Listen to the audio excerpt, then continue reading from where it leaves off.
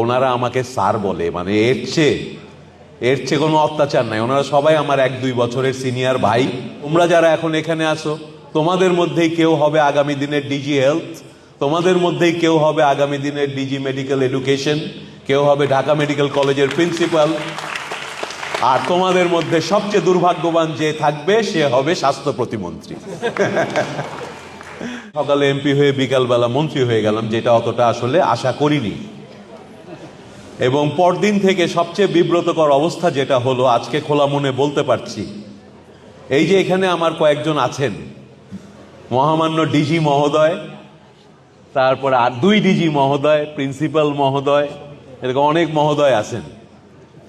আমার প্রতিদিন মনে হয় ধরনী দ্বিধা হও, এই অফিসে গেলে আমার ওনাদেরকে আপনে টাপনে বলতে হয়, ভাব বাচ্চে কথা বলতে হয়। ওনারা আমাকে স্যার বলে, মানে এর চেয়ে কোনো অত্যাচার নাই। ওনারা সবাই আমার 1-2 বছরের সিনিয়র ভাই।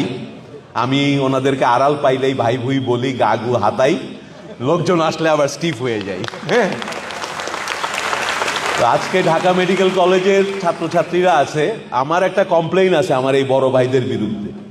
আমি তাদের বড় ভাই হিসেবে এত ভালোবাসি, এত শ্রদ্ধা করি, তো বড় ভাইরা তো ছোট ভাইকে লুক আফটার করার কথা, তারা কিন্তু আমাকে লুক আফটার করছে না ঠিক মতো।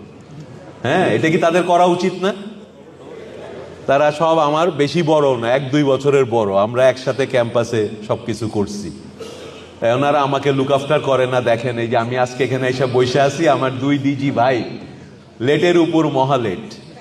না, এটা আসলে কমপ্লেইন না, এটা ওনারা কেন লেট আমি সবচেয়ে ভালো জানি। আমি বলছিও মাজার শাহিন ভাইকে যে ওনারা খাওয়া দাওয়ার সময় পায় না আজকাল, এমন চাপের মধ্যে আছে কাজের।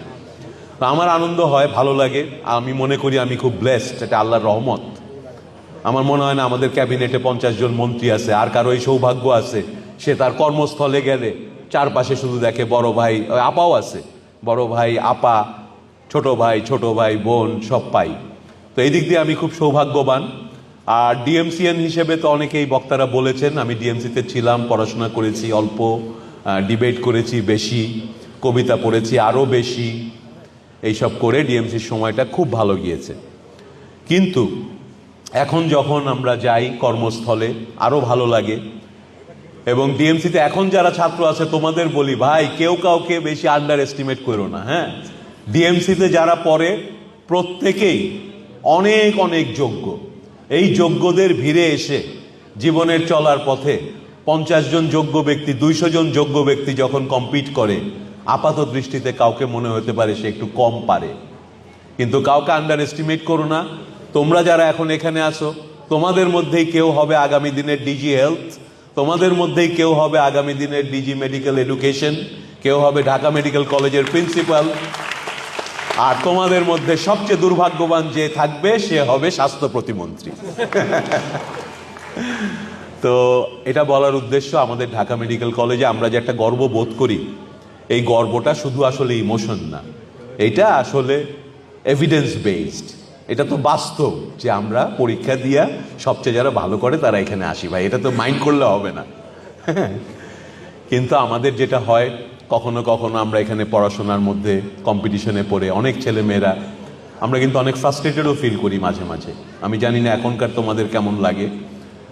এবং সেটারও একটা কারণ, আমরা যে যেখান থেকে আসছি, কেউ ঢাকার টপ স্কুল থেকে আসছি, কেউ কিংবা একটা গ্রামের ভালো স্কুল থেকে আসছি, কিন্তু প্রত্যেকে নিজের জায়গায় শ্রেষ্ঠ ছিলাম। যখন এখানে এসে অনেক শ্রেষ্ঠের ভিড়ে পড়ে যাই, যখন প্রথম আইটেমটা চট করে ফেল হয়ে যায়, তখন তো মানে ভয়ঙ্কর লাগে, তাই না? আমরা তো ফেল করে অভ্যস্তরা তো আর এখানে আসে না, যে মাঝে মাঝে ফেল করে তারা এখানে চলে আসছে। তো এটা বলার উদ্দেশ্য, আমি মনে করি মেডিকেল স্টুডেন্টদের জন্য একটা বড় ইস্যু এখনকার বাংলাদেশে এবং সারা পৃথিবীতেই মেন্টাল হেলথ ঠিক রাখা একটা বড় ধরনের চ্যালেঞ্জ সবার জন্যই।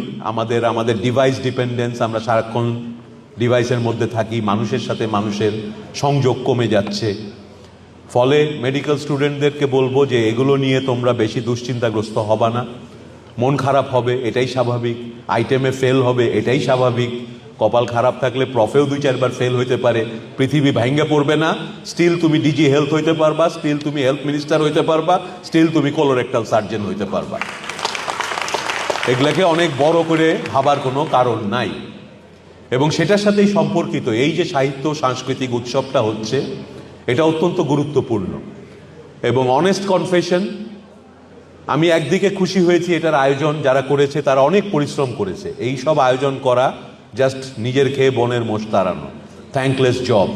তারপরও কিছু মানুষ এটা করেন, যারা করেন তারা আসলে একটা অন্য রকম চিন্তা ভাবনা করেন বলে এই আয়োজনগুলো করেন। কারণ এই আয়োজনগুলোর ভেতর দিয়ে আমাদের নিজস্ব সংস্কৃতির সঙ্গে আমাদের যোগাযোগ, আমাদের মানসিক স্বাস্থ্য ঠিক রাখা, আমাদের ভালো লাগা মন্দ লাগা, এই সাংস্কৃতিক কর্মকাণ্ডের মধ্যেই আমরা গড়ে তুলতে পারি নতুন বন্ধুত্বের মেলবন্ধন, এই সব কিছু ঘটে। তো এই আয়োজনটা দেখে, আয়োজনটা হয়েছে এটাতে আমি খুশি। কিন্তু অনেস্ট কনফেশন হচ্ছে ঢাকা মেডিকেল কলেজের সাহিত্য সাংস্কৃতিক সপ্তাহ এরকমটা আমি আশা করি না। আমি এর চেয়ে অনেক বেশি ভাইব্রেন্ট, অনেক বেশি পার্টিসিপেশনওয়ালা, অনেক জমজমাট একটা সাহিত্য সাংস্কৃতিক সপ্তাহ আগামী বছর অ্যাটলিস্ট ঢাকা মেডিকেল কলেজে আমি আশা করব। কারণ আমরা কত 30 বছরের মতো প্রায় না আগে আমরা এখানে ছিলাম। আমি বলি না 92 বা 93 সালে আমরা সাহিত্য সাংস্কৃতিক সপ্তাহ যখন হয়েছিল, ওই যে দু একজন বলেছে আমি চ্যাম্পিয়ন হয়েছিলাম, অনেকগুলো পুরস্কার পেয়েছিলাম, সেটা বড় কথা না। কেমন ছিল সেই সময়টা? 7 দিন ধরে ক্লাস সমস্ত কিছু অফিসিয়ালি বন্ধ করে সারা দিন সারা রাত প্রোগ্রাম হতো এই ঢাকা মেডিকেল কলেজে, এবং আলো জ্বলতো।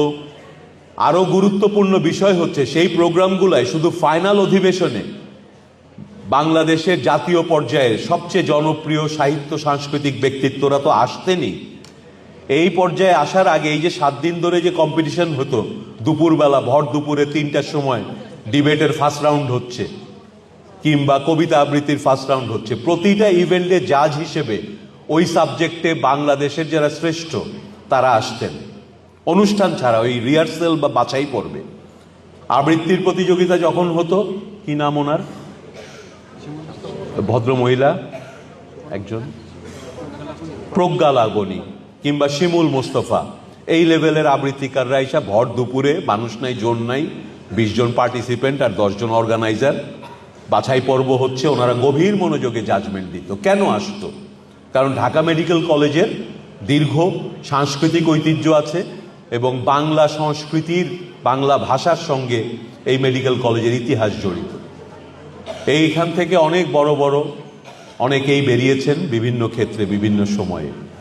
আমরা যখন এখানে ছিলাম প্রতিটা অনুষ্ঠানে কে আসে নাই, মানে সৈয়দ শামসুল হকের মতো লেখক, হুমায়ুন আহমেদের মতো লেখক, বড় প্রবন্ধকার, আবৃত্তিকার আর গায়ক শিল্পী তো কোনো অভাবই ছিল না। তো আমি মনে করি আমাদের সেই জায়গাটা আবার জাগ্রত করা দরকার। বিগত বছরগুলোতে হয়তো সারা দেশেই যে পরিস্থিতি ছিল, সার্বিকভাবে এই চর্চাগুলো হয়তো কমে গিয়েছিল।